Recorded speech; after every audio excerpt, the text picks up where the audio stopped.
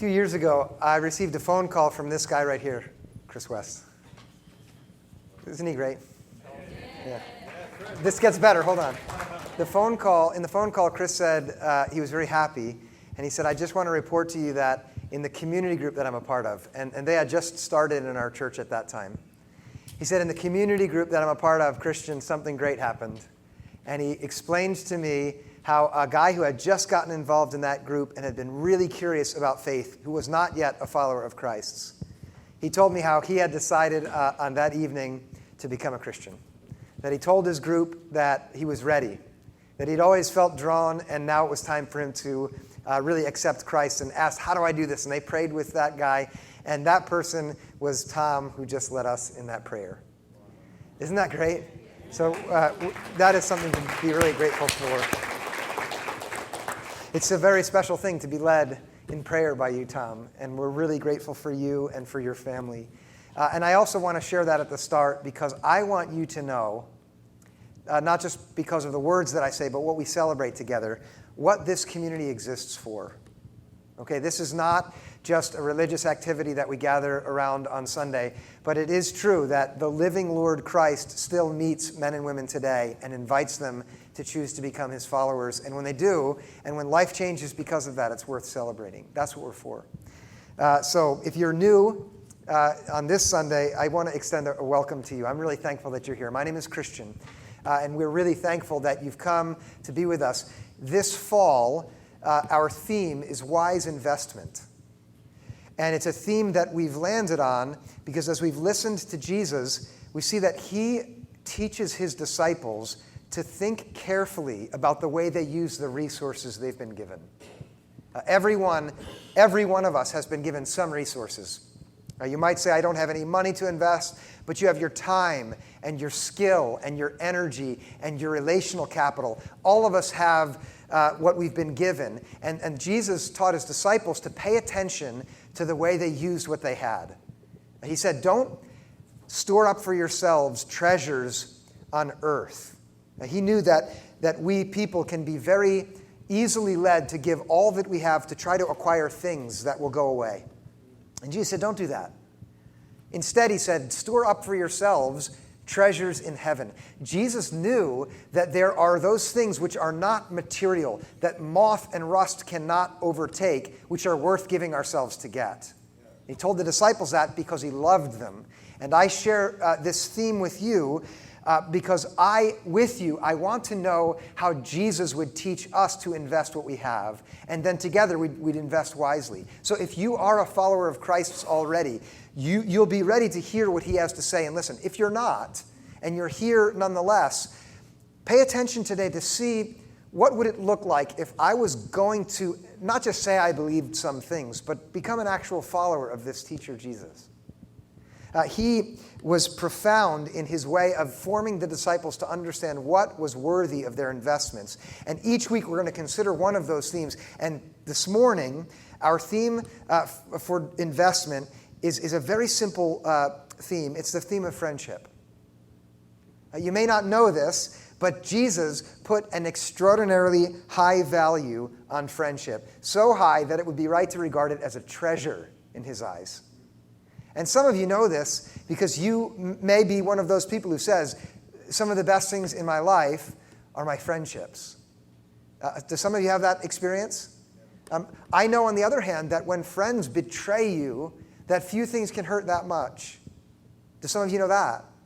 That's a sign of just how valuable friendship is and what a treasure it is. Partly, it's so good because of how good it makes an otherwise dull or even difficult life to have good friends. That's one of the reasons why it's worth investing in. But more importantly for us here is this reason.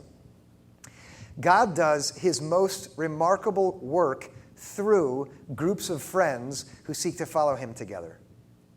That's a historical statement which can be verified by looking at the good and amazing things that have happened in the world. Behind so many of them are not an individual or an institution with its program, but a simple group of friends who've decided to listen together to God and do what they think God is calling them to do. Did you know that? Silence.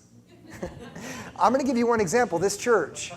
This church here, which is a good thing, it would not be an exaggeration to say this church exists because of friendship. Back in 2001, it was not a committee. It wasn't a religious institution.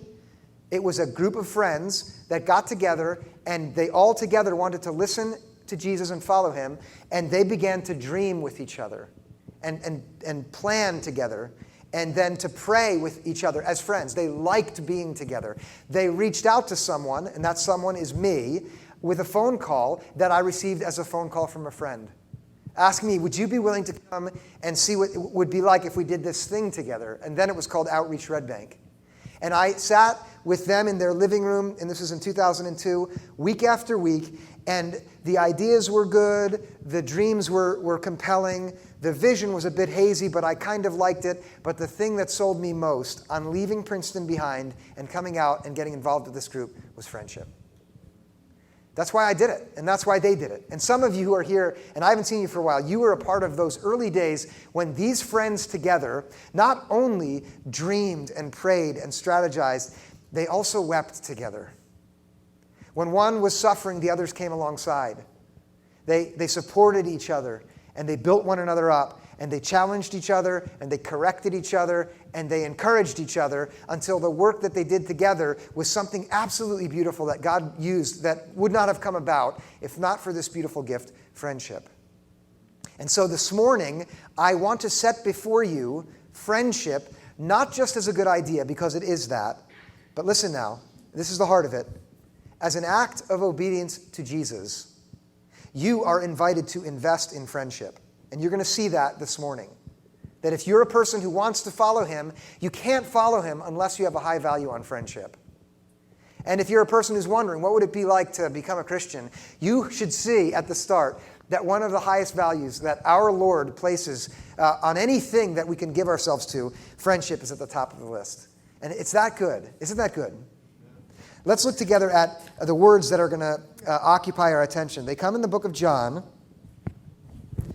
And at the 15th chapter of that book of John in the New Testament, there's a very concise moment where Jesus is speaking to his friends about friendship. And I want to read those words, and then we'll unfold them one verse at a time. This is verse 12 in chapter 15 of John.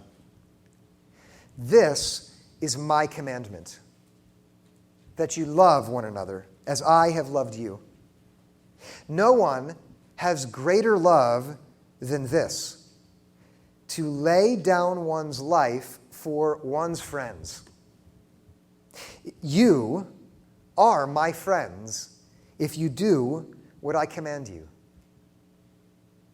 Here we are given access to a conversation that took place between Jesus and a small group of friends, the theme of which is love. People who've read through the New Testament would notice that that theme, love, appears an awful lot on the lips of Jesus, which is extraordinary for a religious leader. But so it was with Jesus. At many moments, critical moments, Jesus took up the theme of love. There were multiple times where he was with large crowds of people when someone stood up and asked the question, what is the most important commandment?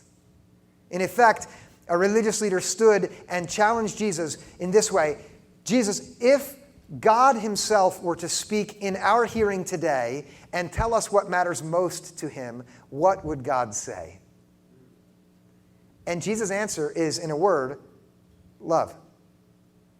Love God with all your heart, your soul, and your strength, and love your neighbor as yourself. That's what Jesus said. When asked, what is the most important thing? Can you boil down all of the law and the prophets to one saying? Can you tell us what matters more than anything else to God? When Jesus was asked that, his response was love.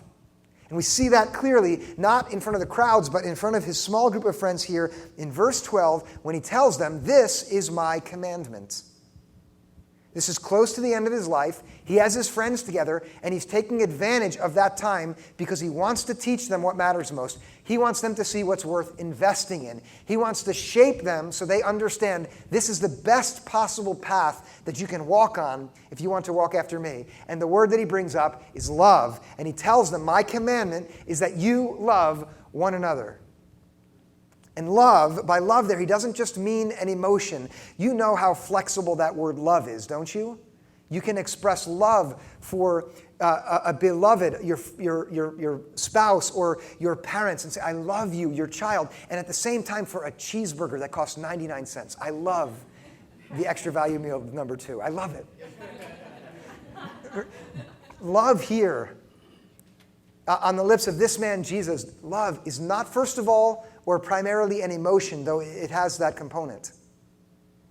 Love is a decision to choose to be for another person, to be an ally.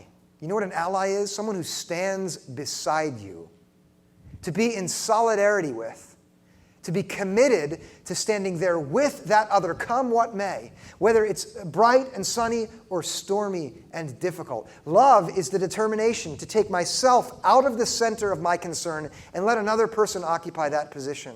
And then to use my power and my strength, not first of all for myself, but for that other person. Love is so powerful. It is such a good. It is so purely good. And here Jesus is telling those disciples that of all of the commands, this is the most essential one. You must grasp this. Love one another. That's my command to you. And we know the content of what he means when he says love, because he qualifies his statement. Do you see the phrase there at the end of verse 12? He doesn't just say love. He says, love one another as I have loved you. This is meant to be instructional, to teach them, to give them a clear picture of what he's talking about when he says love, of what love means on his lips, of what it would look like for them to love one another. Before we unfold that phrase, and I'm going to ask you to let into your mind right now, let your friends come into your mind. The person who you would pass 2 or 3 hours with if you had the freedom to do so. And at the end of that time, it wouldn't matter what you did because you're friends.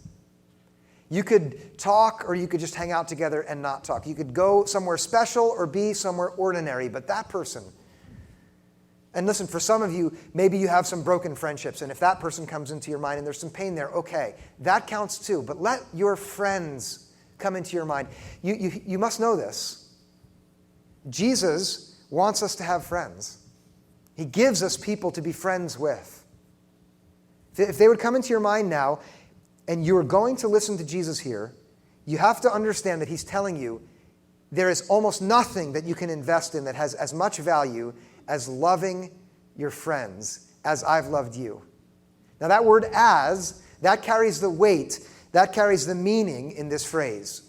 And I want to spend a little time here because it's a preposition in Greek. Kathos is what it sounds like in Greek, that has, as so many prepositions do, the freedom to mean different things. Okay, there are really 2 principal meanings of that word kathos in this statement, both of which have something to teach us about what Jesus is talking about when he tells these 2 that they must, or this group that they must love. The first meaning of kathos is something like this. It could be replaced with the word from, meaning like out of, or because of, or based upon, or out of this foundation. If we change the word as with one singular word to since, and then put it back into Jesus' statement, we have clarity about what this word means in its first use. Love one another, Jesus is saying, since I have loved you. And here, I want you to understand that if you were to grab one thing from this message, this would be the most important. And not just for this message about friendship, but for all of what it means to be a Christian, to be a follower of Jesus. Jesus asks us to love because he has already loved us. And if you seek to follow after Jesus without an initial and a consistent awareness that you are invited to be his disciple because he's already loved you, you will end up following someone other than Jesus. And I can't emphasize this enough. You must understand that when you come to the Christian faith, to a faith that is founded upon the idea that you cannot imagine how much God has already loved you before you even began to seek him. Do you have things in your life that you're ashamed of, that you believe you'd have to hide from a holy God if he was ever going to accept you? Yes, the answer is, unless you're delusional. And the truth about Christian faith is God knows about all of that already, better than you even know yourself. He knows your secret sins and misdeeds dark. And even still, his arms are so wide open to you, to embrace you and to hold you and to love you, that he stretched his arms out wide enough to die for you. John wrote it this way in the first letter he wrote. This is love, not that we loved God, but that he loved us and gave his son to be the atoning sacrifice for our sins. Have you ever heard those words? Those are in the mind of Jesus when he says to these disciples, love one another since I've loved you. He knows that's what's going to happen. And what's going to happen is he's going to give himself for them out of his deep and abiding love for them so that he'll die so that they'll have true life. And he's done that already. And it is out of that truth that he calls them to love one another. Later in the book of 1 John, he says, Beloved, since God loved us so much, let us also love one another. It's the same idea that we have here in this word kathos. In the most concise fashion in John it says, we love, can someone finish this? Because? Exactly. That was perfect. There's like 6 different translations at once. We love because he first loved us. Because in 2 senses, I'm able to love because this unlovable man has been fully loved by God in Christ. And that blows me away. It gives me feet to stand upon so that I can stand up and love others. That's the first way. It also enables me to love because when I think of God's great love for this guy, I can't imagine withholding love from other people. It moves me in that way. And that's the first thing that Jesus wanted these disciples to understand. His commandment is love since he's already loved them. That's the first sense of kathos. There's a second sense in which that little preposition works. In addition to meaning from or out of, kathos can also mean in the same way. You could replace it with this singular word, like. Jesus is also saying to them, love one another like I have loved you.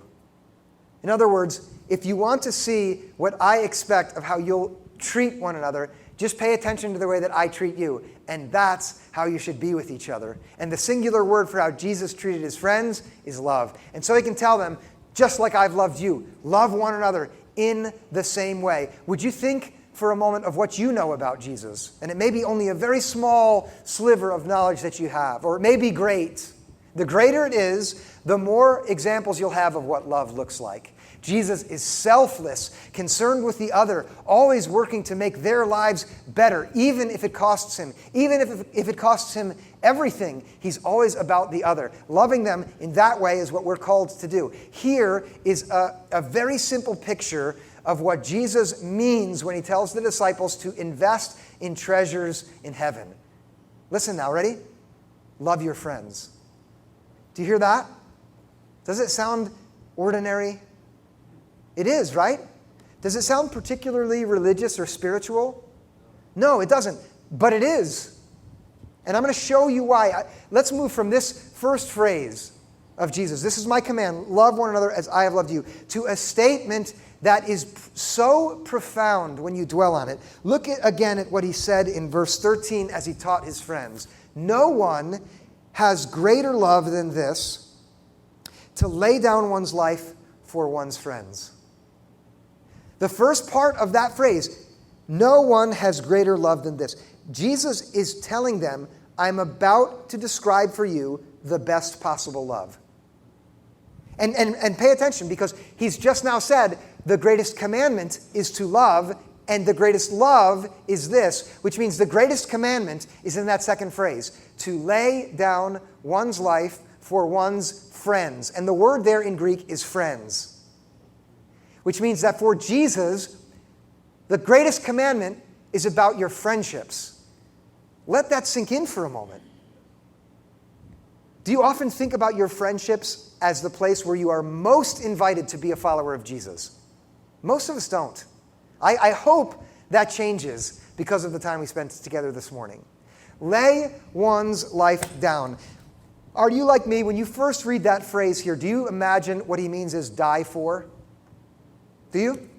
Yeah, of course. If you know how Jesus' story ends, you'll probably assume he's talking about what's going to happen when he goes to the cross. And of course, that is a part of what laying one's life down means. But it's not the whole of it. And if you don't know where Jesus' story ends, I'm very thankful that you're here. When Jesus says, this is the greatest love, to lay one's life down, if he meant the greatest love is to die for your friends, he would have said, the greatest love is to die for your friends. Because there's a really good Greek phrase that means give your life so that you die. In fact, there's 5 very common words in Greco-Hellenistic writing of this time. There are lots of phrases that a writer would use if what that person meant was the greatest love is to be willing to die for your friends. The Greek word here is tithemi, and it doesn't make the top 5 list. Because that's not what laying one's life down for one's friends means. That might be a part of it, to die, but it's not the whole of it. And we get a sense for what it means when we just dig into it a little bit. And I had the joy of being able to do that this week. Tithemi as a Greek verb, first of all, simply means to put or to place down. Like you would put or place a tool on a table. Okay, that's the simple meaning of the verb. When it's used of what a person does in ancient literature, when someone is described, a man or a woman is described as laying their life down, tithemi, their life, what it almost always means is that person is risking or taking a hazard with or putting themselves in the position of danger or threat with their life. To tithemi means, in one of our phrases that would be close, is to sort of lay your life on the line. You're putting your life on the line with this one. And I want you to think for a moment what it might look like to do that kind of thing for your friends. To enter onto a path which is risky for your friends. To hazard the life that you have in some way for your friends. To put yourself in danger for them. To accept a threat that really is theirs, but you're also going to accept it because you've chosen to tithemi, to lay your life down for them. It makes a lot of sense when you think about it from the opposite perspective. Okay? Imagine the opposite of laying one's life down, taking one's life up. Have you ever met someone who only seems to be concerned about one person in the world? Themselves? The way they regard their own life is it's a treasure that they are holding on to for dear life in every way. If they engage in a relationship with another person and they call it friendship, it's really just for the sake of making their own life better because they're a person who takes up their own life. They hold on to themselves. They never lay themselves out there. They never put themselves out. Everything comes back to their own self-interest. If they're going to do something, if they're going to make a decision, it's only because of how good it might be for them, or so they hope. Have you ever tried to be friends with someone like that? That's the opposite of laying one's life down. Laying one's life down is being willing to let go of your own life for another person. And it might be a very small way, and it might be a very big way, but it's everything in between. And now I wonder, have you seen it ever? Has someone ever laid their life down for you? Do you know what that's like? It's like this. This is one picture. You have a friend and their marriage is really bad. And you can see it. Laying your life down for that friend is choosing at some point to take them aside and say, hey, I notice how hard things are for you. How can I be helpful? And then when that person pushes you away because they're embarrassed about how bad their marriage is, and they put up walls and keep you at a distance, you don't give up and run away and say, well, I tried. Laying your life down means you stick with that person over weeks and months. You're there for them when they're willing to let you be. And it doesn't have to be a bad marriage. You can replace bad marriage with anxiety disorder or addiction that's really difficult or whatever it is. That's what laying one's life down looks like. Then, on the night, let's say, when the marriage finally falls apart and everything comes to pieces, that friend reaches out to you. Laying your life down means you immediately go to where he is and you sit down with him. And as he weeps bitterly, you put your hands on him and you cry with him. Even though it's not your pain, first of all, you let it be your pain. And your tears and your sobs beside him somehow give him hope in a totally hopeless moment. And then you say, you're not going back to your place tonight. You're coming to my house. And you make a bed for him, and you feed him, and then you lie him down. And while he goes to sleep, you open a bank account for him, and you put some of your own money in it, even though you don't have enough. And in the morning, you say, here's your new bank card. You're going to take care of yourself for the next couple weeks until we figure this out. I've seen that. And if I hadn't seen it, I would not be here. And I tell you this story not because it's sentimental or moving, but because according to my Lord Jesus Christ, that is as good as love gets. And love is, according to my Lord Jesus Christ, the main thing. And that story, which is ordinary and earthy, is as holy as anything can be if I believe Jesus.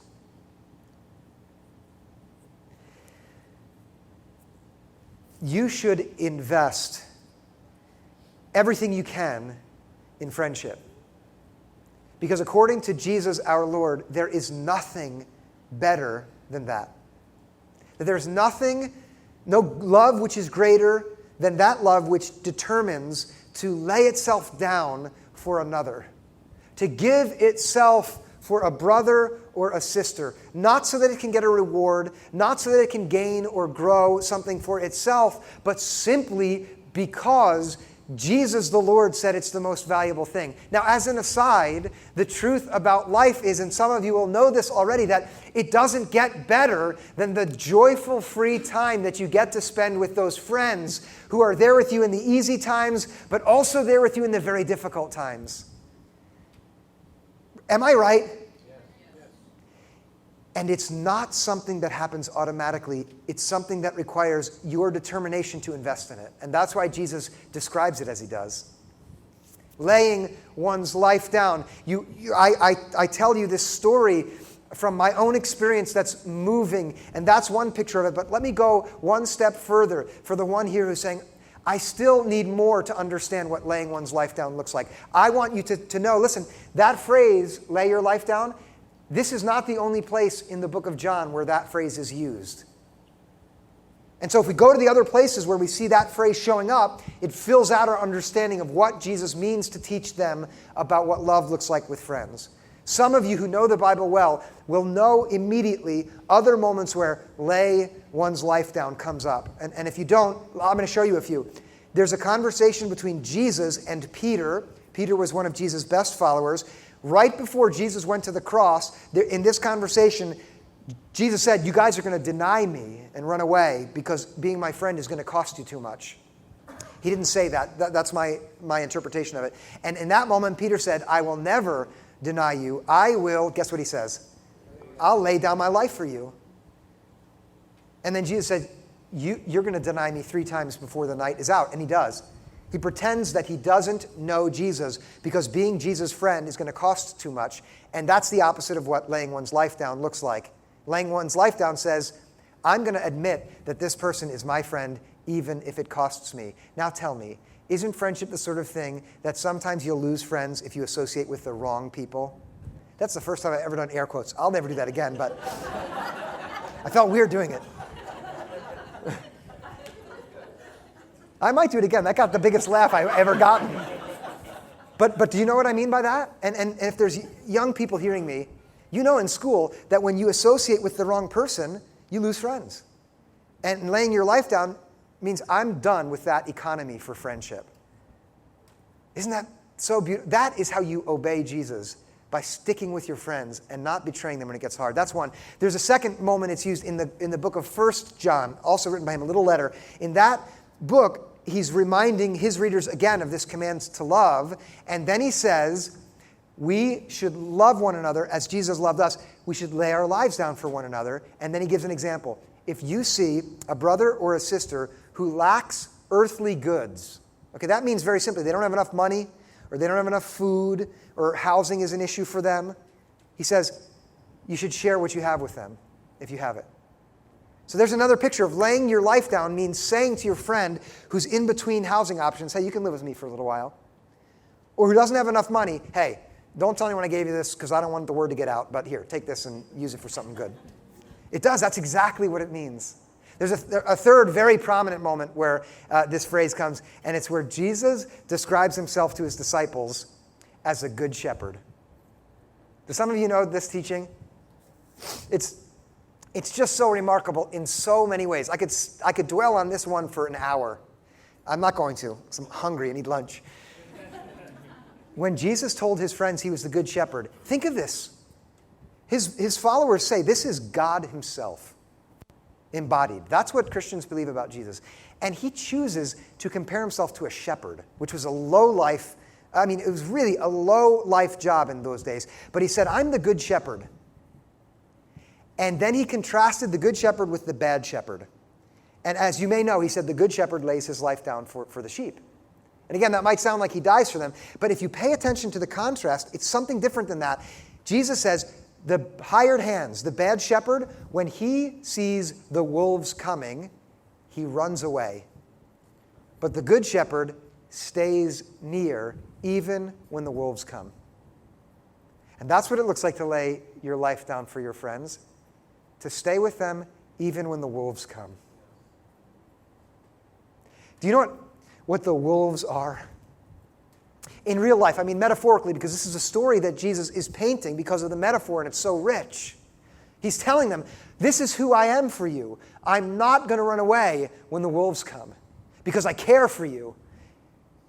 And that means when the wolves that terrorize your soul come into your life, when the shame that is so powerful and vicious, it has the strength to tear your heart apart like a wolf could tear out the throat of a sheep, comes upon you. Jesus says, I will not run away when that happens. And he's telling these friends that if you want to know me, and if you want to follow me, if you want to invest in the best thing, then stay with each other when the wolves come.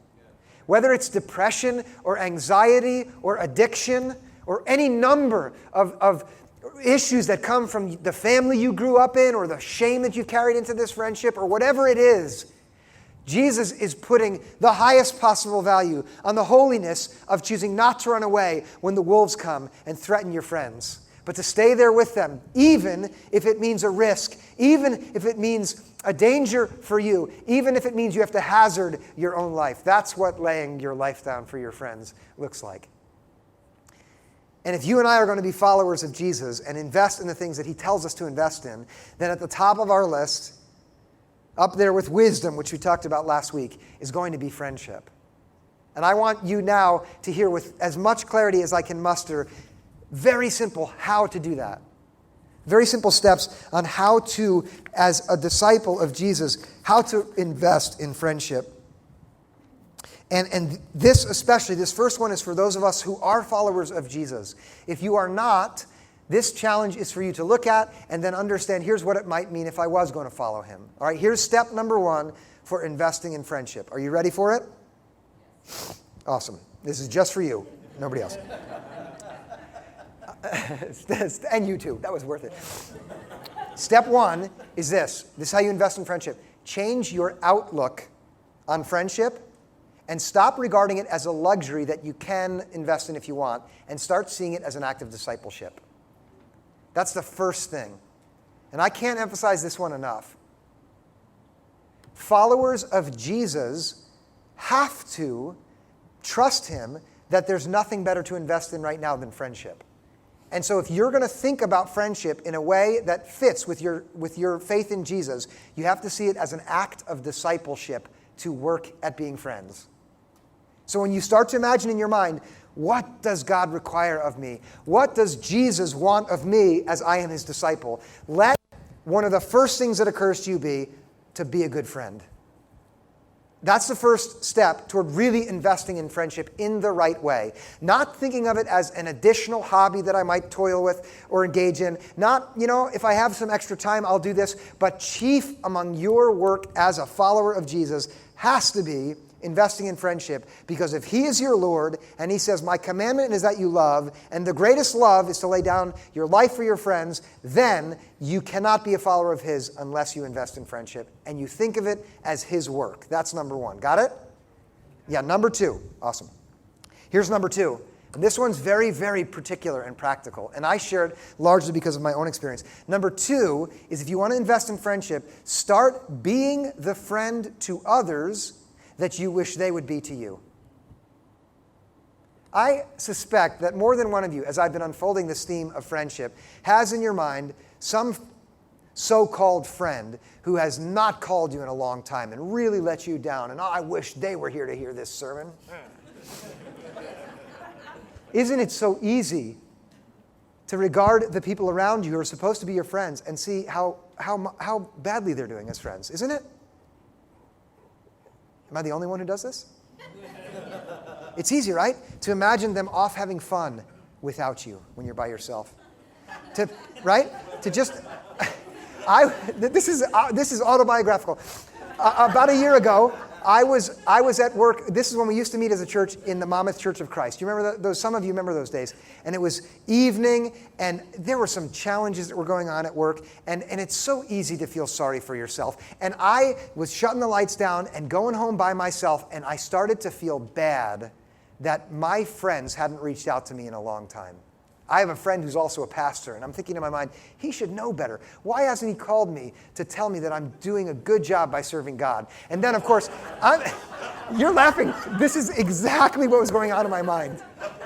I thought, you know why he's not calling me? Because he's off high-fiving his other friends who matter more to him. And so I'm driving along, and then as I'm doing this and really wishing that he would encourage me, a sentence of Jesus came into my mind. Have you heard Jesus say this? Do unto others as you would have them do unto you. So you could take that and apply it to friendship, this investment. And this is your second strategy for investing in friendship, is do unto others as you would have them do unto you. Don't leave this and say, it would be so good if I had some friends to invest in, but I don't. Poor me. Make some friends by being a friend.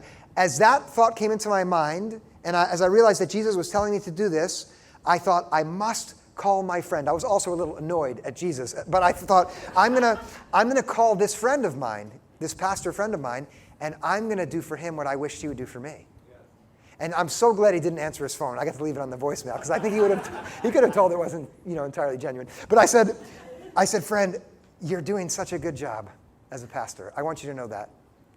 I know that sometimes people in church can be very demanding, and sometimes they don't say thank you. I know that sometimes the only thing they can bring to you are the things that aren't working in the church, and that can be really overwhelming. And I just want you to know how valuable you are to God's work in his kingdom and how much I value you as a friend. You're a good man. And then I hung up. 2 days passed, and I get a phone call from him.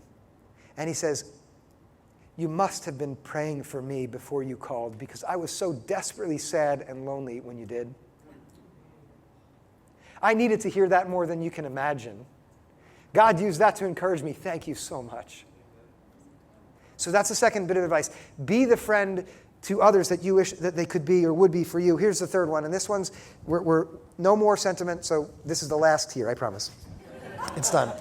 Step 3 is very pragmatic. If this is an investment, it will require that you are intentional and disciplined about giving your time and your energy and your resources to friendship. Okay, that's as practical as decide on a day of the week when you are going to intentionally reach out to a friend with a word of encouragement or a word of challenge. Pick one, maybe it's every other week for you. Work this out with the people in your life who you need to get permission from to do this, but maybe every other Friday, you just decide, I'm going to be the initiator of some really cool thing to do with a group of friends, and then do it. Make it happen. Don't sit back and wait for it to come to you, but choose to be strategic about the way you love your friends, about the things you do proactively for them, and make it a part of your routine. If you're one of those people, and I hope you are, who tries every day to pray to Jesus and to read the scriptures, I want you to add to that, I'm also going to try every day to do the thing that Jesus told me was the greatest of all things, which is to love my friends. Make that a part of your daily routine. If you do that, if you invest in this, first of all, you yourself will find that your life is improved. And I want to be clear that while Christian faith is often wrongly turned into a self-help program, it's not that. It's not just about you. On the other hand, it is true that to live in loving friendships is supremely good for you, physically, for your spirit, for your emotional and mental well-being. You should do it for that reason. Secondly, as I said in the beginning, when God works together with friends who are seeking to follow him together, he does the most amazing things for the world out there. And I would love to know that based on this time together, that some of you got together with friends and started to dream together about what God might do if you followed God together. And on the basis of that, some new ministry was born. How cool would that be? That again, friends would come together and say, how can we work together to bring this light that God has given us into the world? Here is the last thing that I want to say. If you will invest in friendship, according to Jesus, this is verse 14. You are my friends if you do what I command you. You take that verse as it stands there out of context, and it doesn't sound like a very good strategy for making friends. Does it? You think about it, like, you come over to a party, there's some new potential friends there, and you walk in, you're like, you could be my friends as long as you do what I command. That's not it, though, because if you put it in context, do you remember what Jesus' command was? Love. He's saying, if you will lay down your life for your brothers, you can count me as one of your friends as well. If you will lay down your life for your sister, and at the end of the day you think, who are my best friends? Make sure I'm on that list. That's what Jesus is saying here. That he, the Prince of all, wants to befriend you. And the condition for getting his friendship is loving your friends. How great is that? I mean, I'm serious. How great is that? It's great, right? Don't make me ask again. And I promised I wouldn't cry, and here I am. Okay, would the musicians come up for a moment? While the musicians are coming forward, one last thing. The friend who I called that night, that pastor friend of mine, he happens to be a musician. And I was talking with him last week, and he said, I've just recorded a song, and I'd love for you to listen to it. And he sent it to me, and the text for the song is John 15, 12 through 14. The song is based on Jesus' statement that the law above all laws and the greatest commandment is that you should love your friends and your lovers and that you should lay down your life for your brothers. And after hearing this, I phoned him the day before yesterday and said, would it be all right with you if I shared your song with our musicians and they sang it after I get done preaching? Would that be okay with you? And he said, of course. And so this is a song for you from one of my very best friends, through another group of friends here. And so open your heart to these beautiful and simple words about love being this greatest gift.